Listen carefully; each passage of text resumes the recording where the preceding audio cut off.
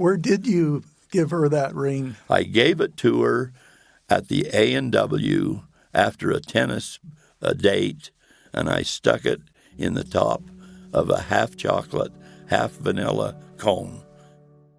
Oh, once I lived in Cottonwood and owned a little farm. When they called me down to Dixie, it caused me much alarm. To hoe the cane and cotton, I right away must go. But the reason why they sent me, I'm sure I do not know. Welcome to Not Forgotten, a weekly podcast sharing the stories of a place known as Utah's Dixie, and brought to you by the Doc Booth Foundation. Through stories as universal as they are personal, this podcast is dedicated to the memory of legendary family physician Dr. Craig Booth, and to defining, preserving, and perpetuating the spirit of Dixie embodied in his life and work. Hi, I'm Lyman, host of the Not Forgotten podcast. For more than 40 years, I've been writing and publishing with the intent of connecting landscape and story in the American Southwest. I believe the words spoken by a character in a story by Barry Lopez. Everything is held together by stories, he said.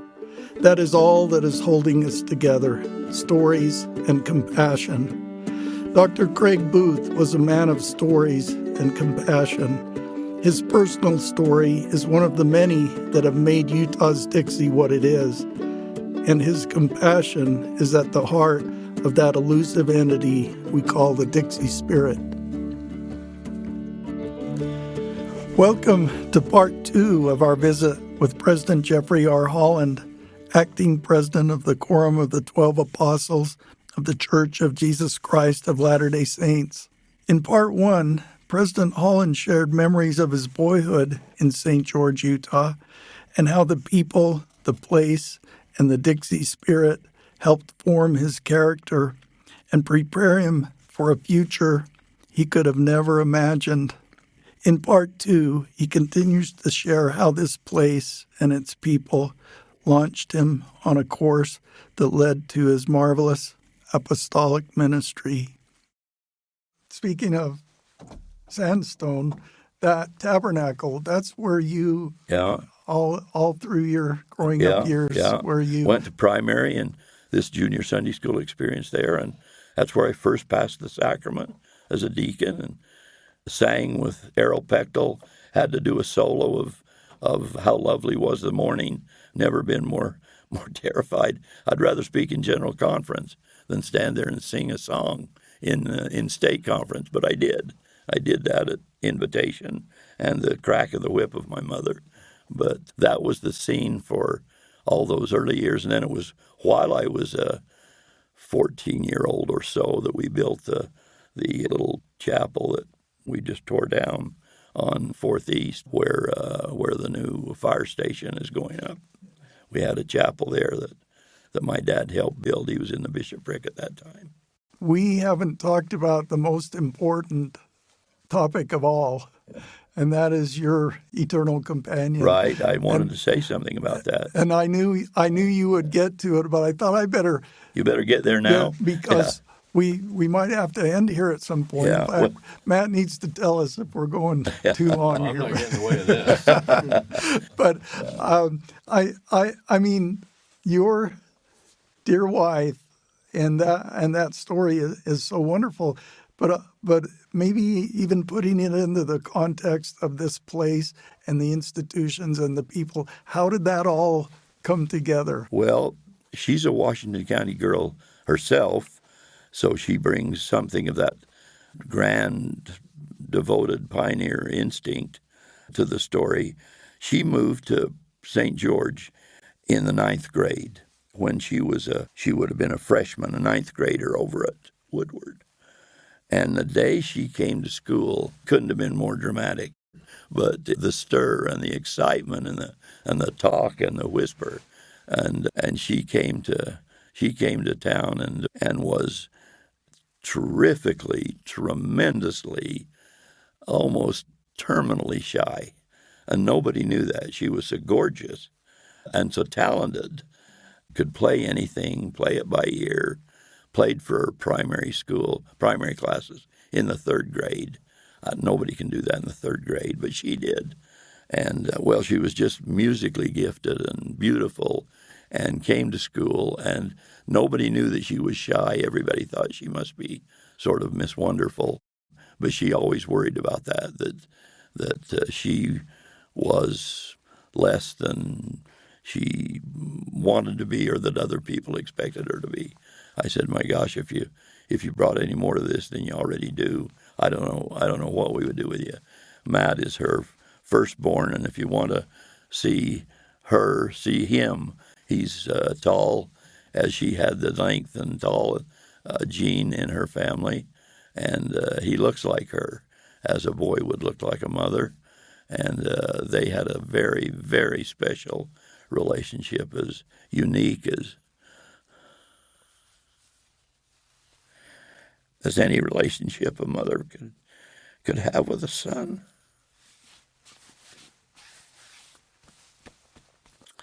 But anyway, she came to Dixie and was immediately a cheerleader and all the things that the other girls wanted to throw rocks at her for. But she was a cheerleader and a homecoming queen, and then she was a cheerleader over at Dixie High, and so on. She was a class officer, but she was just precious. She was absolutely precious. And I always thought, Lyman, that I'd go first and she'd stay. But it didn't work out that way. It was the other way around. But I felt like she was with us today spiritually in this grand family experience in Pine Valley and halfway to Enterprise. And I'm sure she was there and associating as so many spiritual figures were. But we started dating my senior year in high school and her junior year. And it was fun. We lived the idyllic years. She'd wait for me till I'd showered and gotten out back after a game, and then we'd go to a movie or something. And we didn't have Nielsen's custard then, but we did have the Dairy Queen, and the Dairy Queen was the place you drove your car to and went around to see if there were any cute girls there, and then you'd go back down, and you'd turn around and see if any girls came in the time that you'd been away. And the Dairy Queen was kind of the anchor of the old boulevard, what we'd now call the boulevard, out by Nielsen's Custard. So we dated then on through my freshman year in college and her senior year in high school. And that's when she wanted me to go on a mission. And I'd never thought about a mission. Nobody in my family had ever been on a mission. Nobody. And I didn't have a older brother who'd gone. I didn't have aunts or uncles who'd gone. Didn't have grandparents who'd gone in that era. And so she talked to me about going, and the more she talked, the more she had an influence, a spiritual influence. She was that good. She was that thoroughly, purely, perfectly good. And she said, you haven't come from a missionary family, but you can start a missionary family. And that caught my attention. And we have. Every one of our posterity have served a mission so far. We got one more to go. We just got one more to go. And every one of my children and grandchildren will have served missions. But she said, you haven't come from one, but you can start one. And I thought, well, let's get with it. And I think I went to Bishop Gubler. I must have got him that night. I think I went down, got him out of bed. Where are the papers? They talk about papers? Let's fill them out. Give me the papers. So anyway, I was only 19, and you weren't supposed to go till you were 20. And I got a call from church headquarters, and it said, we have your papers, and you know that you're not allowed to go at 19. But if you're determined to go, you can at least come and we'll interview you, and then you can wait till you're 20. Well, I thought that doesn't sound like much of a deal, but I got on a Greyhound bus and went to Salt Lake, marched into the church office building, and marched in to the office next door to where I now office, and met Gordon B. Hinckley. I didn't know Gordon B. Hinckley from Gordon B. Harmon. I didn't know, or Gordon B. Hafen. And he didn't look up. He was doing some work on it, and he was a one-man missionary department. Didn't have any help. He was running the whole missionary department. Kept his head down. He said, they say you want to go on a mission. I said, yes, sir, I do. And he said, well, you're only 19. I said, yes, I am, but I'm nearly 20. I'll be 20 in 6 months. He says, well, that means you're not 20 now. And I said, yeah, I said I'm not 20. I didn't know whether we were going to come to blows or not, but that was President Hinckley at his best. And so he was fiddling with these papers. And he said, well, why do you want to go? And I told him I wanted to go and bore my testimony. And he looked at me and he said, well, go home. Just go home. I've got your papers. Go home. And don't count on anything. Don't tell anybody you're going because you're only 19. So I got home, and the post office service nearly beat me home. And I had my call in the mail to go. And I was the first, my cohort was the first 19-year-old missionary to go in the new change from 20 to 19. And there were others. I mean, there was a whole legion who went, but I was in that class of 19-year-olds and went. And, of course, that was the pivotal spiritual anchor and changing point of my life. It brushed off some old edges, sharpened up some rough corners, reinforced good things, what I already had if I had them. Guess I did, and brought me some new ones, all swirling around a mission president whose name is sacred in our home, and he somehow made contact with me, and I had great affection for him. And the course of the mission led to time with my service with him, and just quiet hours, car driving hours, late hours in the mission home, just inside stories about the drama of general authority life, and on and on. He was wonderful to me and changed my life really forever. It helped me realize that I probably didn't want to be a doctor. I'd gone on my mission planning to be an MD. I'd done pre-med in high school, pre-med in my freshman year. I was going to go to medical school. And he somehow said, well, you're going to do something, but it won't be in medicine. I thought, well, that kind of rocks the rafters. I don't know what I'm supposed to mean about what that's supposed to mean. But anyway, he said, think about teaching. Just think about teaching. He said, you've got a gift, and you ought to share it. And there will be a lot of good doctors, but we don't have anywhere near enough good teachers. So go home and teach. So lo and behold, that's what I did. But that whole process started with Patricia Terry. It did with her. I can tell you where we were. We were on Vernon Worthen Park, due straight south from the gazebo when the gazebo wasn't there. But it was just south of the gazebo. We were seated on a blanket, and we'd had a little picnic and just talking. We'd talked for hours. And I'm trying to think who else was sharing park space with us that night, sort of dotted around. But anyway, that doesn't matter. But we talked and talked that night. We'd been dating for 2.5 years, and we were very close. I had a ring. She didn't know it, but I had a ring that I was going to give her. And I think if I'd have given her that, I don't know, but I think it could have affected the mission, or it might have even meant that I didn't go. I don't know what it would have meant, but I had one to give to her, and I finally decided in the end that I wouldn't, and that was a smart decision. She didn't date for the first full calendar year of my mission. She didn't date a single date.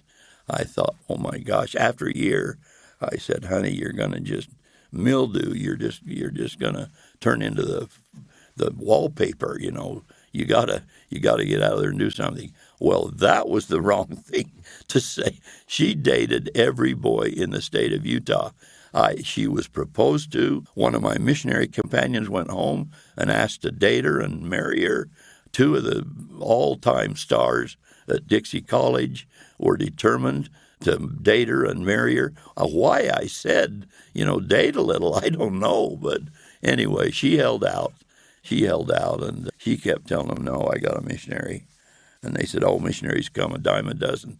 She said, well, this one doesn't. So anyway, she held on till I got home, and we got married. Where did you give her that ring? I gave it to her at the A&W after a tennis date, and I stuck it in the top of a half chocolate, half vanilla cone at the A&W, and I plopped it right in the top. And I said, I need some unique way to give you this ring, and I don't have any creative maps to cut up or pictures of catalogs or whatever or treasure hunts around the community. Just take this and enjoy it. So that's how the ring came forth. That's wonderful. We're running out of time here, and you better get Matt on tape. Matt or Elder Holland. Yeah. Is there something you'd like to share? You didn't grow up here, but this is a place that I'm sure has always been. There's a sense of home here for you as well. Absolutely. A lot of people think, because of these stories and these reports, that there was a phase where we lived here. We never lived here in the proper sense. And Dad's career was always such. He was always a young man in demand. Everywhere he'd go, he was the star and would just hit it out of the park and wouldn't be there very long till someone else would come along and say, well, we need you to go here and fix that and do that. So we had these series of moves growing up, from California to Washington to Connecticut to Salt Lake to Provo to Bountiful to Provo. So you could think in that it might be a little bit of a nomadic experience, that we were always just this wandering family. But we always had St. George. And it just always felt like our home. We came here every year, often multiple times a year. My favorite memories growing up in life are associated with St. George, Utah. So it runs deep in our veins. And I was just walking with my sister today and reflecting on everything that we had seen today and experienced today. And we were both remarking how our children, so down to the second generation, who are even more removed, have heard the stories and have come to Judd's store and have hiked the Red Hill and shot the 22s and listened to the testimonies and heard the genealogy, and they love St. George and they want to come to it. So it is the gift that keeps on giving to our family, and it's an anchor to our souls. It's an inspiration to us psychologically, from a family perspective, and above all from a gospel perspective. So for us, St. George is sacred ground. That is so awesome. And I think about President Holland. I think about his love for this place and living here, and it was his boyhood home, but his calling took him away. And so many of us feel like, well, maybe we'll go away but we'll come back sometime. Lyman, I was always going to come back. Pat and I had it understood that just the way we had it understood we were going to be buried here. I always had it in my heart and in my plans that we would come back. Certainly with the educational career, I'd just retire and come here like everybody else in Utah does. And then when I got the call as a general authority, I knew I'd be a 70 all of my life, and I would be emeritus at 70, and I'd still come. Right up to the last, we were still coming back to live. And then this apostolic call came, and so I guess this is for life, and that has me away from here. But what you've done is you've maintained it as home in that beautiful sense that Elder Holland, that Matt has expressed. And that's really special. I would say unique in a lot of ways, that home would mean that much, that it continues through the generations, even though your calling, your holy calling, has has taken you to the ends of the earth, That's the right. far corners of It the has. earth. And that was one more thing I wondered if you could maybe just share, affect your perspective of this place and your home. Well, it's hard to describe, Lyman, what it has meant for a little kid from St. George in a family of less than total activity. My dad wasn't active on and off for some of my time in the church.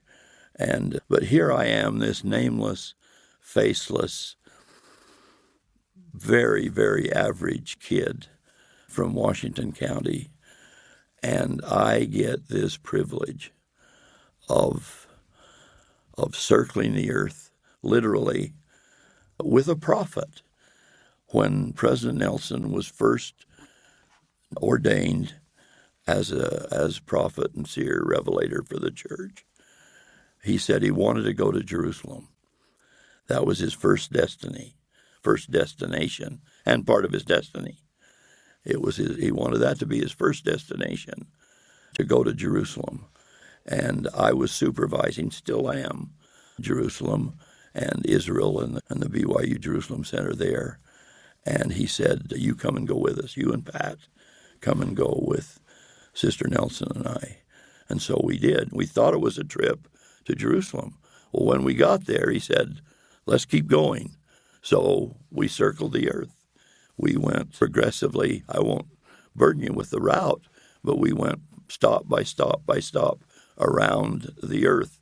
We kept going east and ended up coming home west. And I thought, how do you compare that? How do you explain that? How do you help your grandparents who rode those buckboards without springs and made their way from Enterprise to Holt's Ranch to Grass Valley to Pinto to Pine Valley and so forth? How do you, and the effort it took for them to make even that trip, Holt's Ranch to Pine Valley, for example. And I get to sit in a luxury airliner and travel the earth and visit people in India and announce a temple. I'm trying to think of all the locations that we made, because we made a lot on that trip. So anyway, series of temples announced in virtually every location, stopping at each of those on the way home. Now, Israel was already underway. We already had some blessings coming there. We had that BYU Center. And in Hawaii, we made a stop, and we already had a temple in Hawaii. But along the way, we announced these new temples and felt the devotion of the people, the love and the affection, the love they had for President Nelson, just the awe that they had in their hearts for a prophet to come. And I say, I'm with him every day. I'm with him every day, and I'm on this plane with him, and we're talking and enjoying each other and sharing sandwiches. And I say, I don't know how to capture that for my grandparents or my great-grandparents, should I ever be so fortunate as to stand with them or stand by them. Or A.K. Hafen. How can I walk up to sweet little patriarch of the church, Arthur Knight Hafen, and tell him or others of our community what it was like for a little boy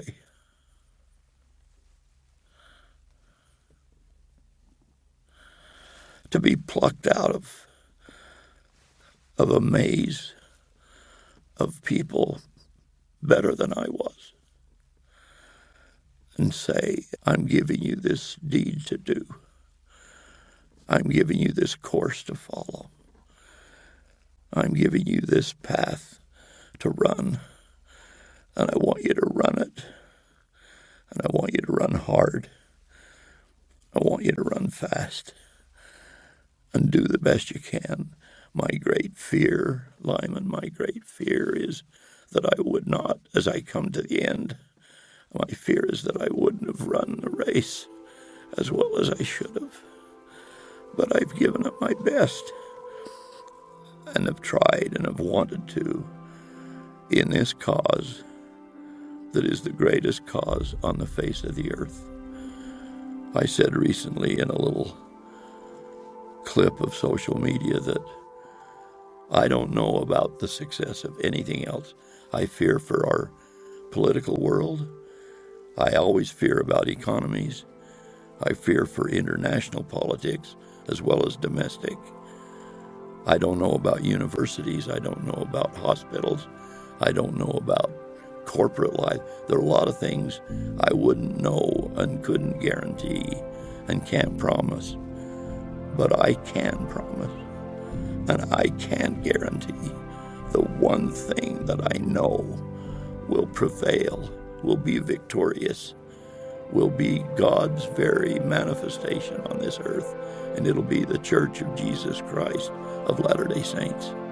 It'll be the gospel of Jesus Christ brought forward and taught in that vehicle, that institution that isn't perfect and never was, because it has people like me in it with freckles and warts and limitations.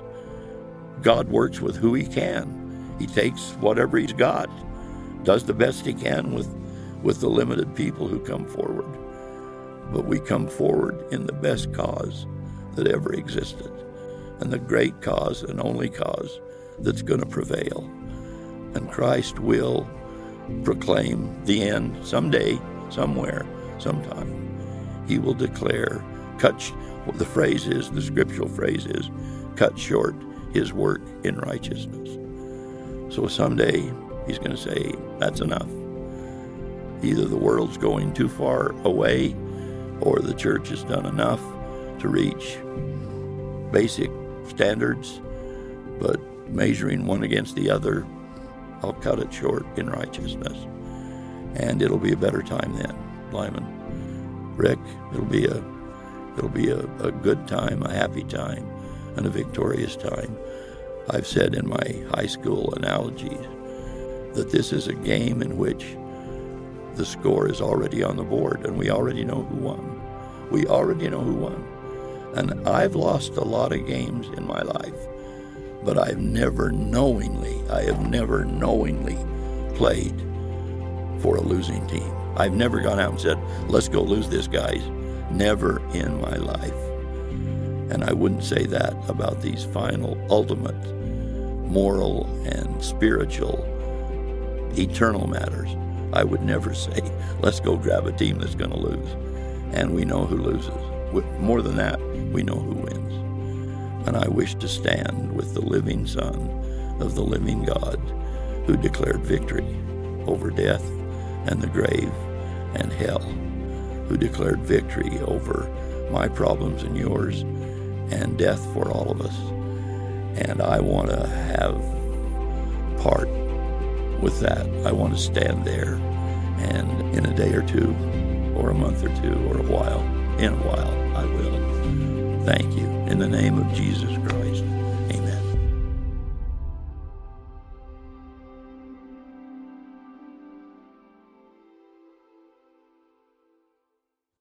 I need to share with you, as you were expressing that running hard and wondering about your ancestors and all of that, I think all we would have to look at is about a year ago right now, when everyone in this region was praying for you. Yeah.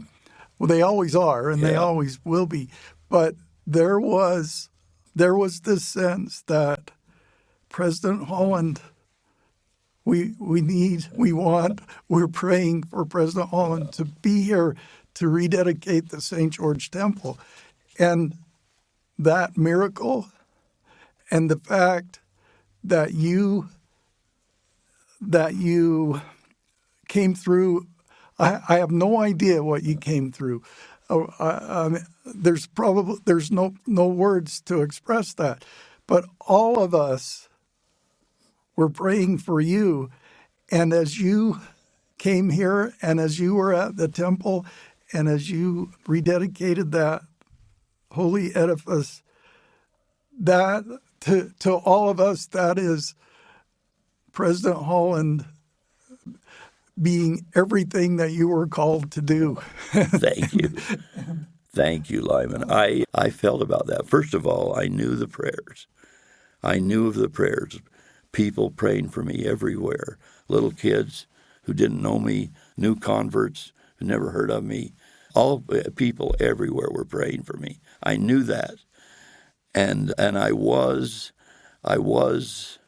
into eternity. I thought I didn't know but what I was already dead.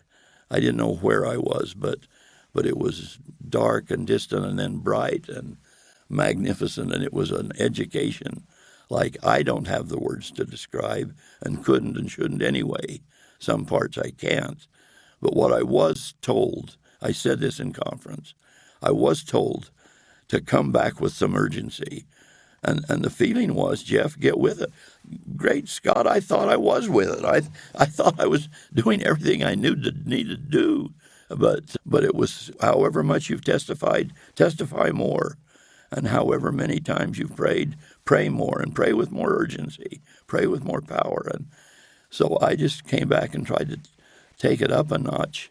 I haven't succeeded yet, partly because I just can't get around. But what I do with my voice, if I can.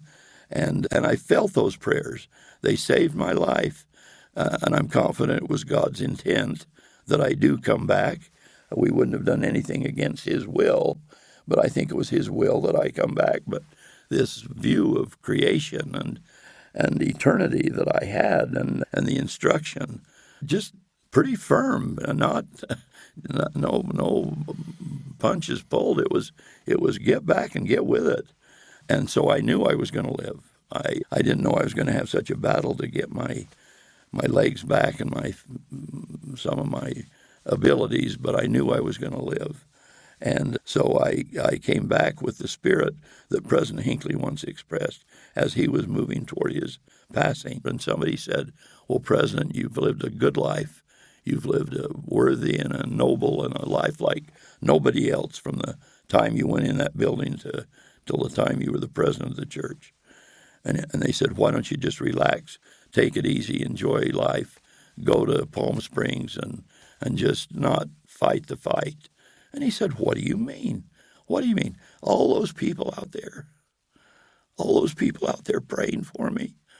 Do you think I could turn my back on those little kids and those teenagers and those missionaries and those people that are praying for me? Of course I'm going to fight. We'll do everything we can do to lengthen my life because they're praying for me. If for that reason alone, that's enough alone to have me fight that fight.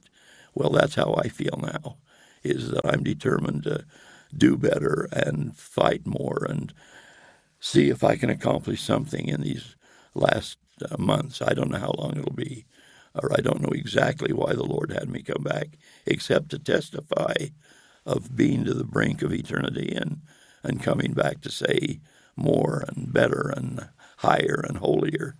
And that's what I'm trying to say now on the strength of those prayers that were offered in this valley by these people, by my old senior class who held a fast for me. Well, some of those guys in that class have never had a fast in their lives, but they held one for me. And that touches me in a very personal way that I'm deeply, deeply indebted. I'm addressing now the faith of the saints who prayed to keep me alive. And so limited a little, but I made it through, and I'm going to hang on for a month or two. Well, I don't quite know how to say this except that for all of us who witnessed this and are still witnessing it, you stand with those amazing stalwart pioneers. You didn't have to ride on a wagon, but you have what you have been through is beyond our ability to comprehend. And we thank you. We love you, and I say that. I'm expressing that for everyone. I know that within this region and within this earshot of this podcast. We love you.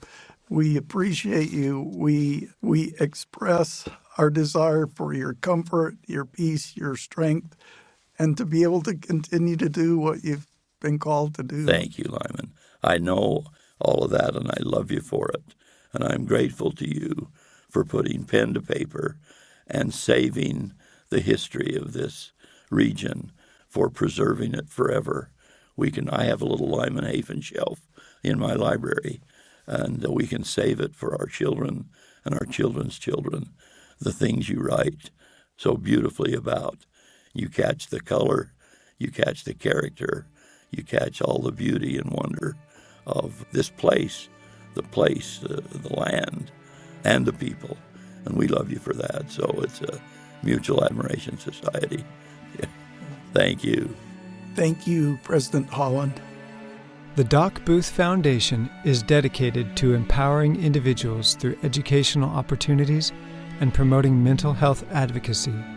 Through scholarships and funding for important community needs, the foundation perpetuates the can-do spirit of the founders of this community, using the lessons of the past to chart the course for a better future. Make your tax-deductible donation at docboothfoundation.org. Not Forgotten is produced by Ricky Valadez and made possible by the generous support of St. George Area Zag Stores, industry-leading tech support and accessories. Lyman Hafen's books can be found at lymanhafen.com. Once I lived in Cottonwood and owned a little farm. When they called me down to Dixie, it caused me much alarm. To hoe the cane and cotton, I right away must go. But the reason why they sent me, I'm sure I do not know. We came to Dixie, and we called it home. Oh, in Dixie, we've lived and grown. But the reason why they sent me, I'm sure I do not know. The hot winds whirl around me and take away my breath. I've had the chills and fever till I'm nearly shook to death. All earthly tribulations are but a moment here. And oh, if I prove faithful, a righteous crown I'll wear. We came to Dixie, and we called it home. Oh, in Dixie, we've lived and grown. But the reason why they sent me, I'm sure I do not know. I hope that there's a heaven with rivers pure and clean. But I know that there are others who'll come here after me. Though I may never see it as a garden lined with trees. If this desert's gonna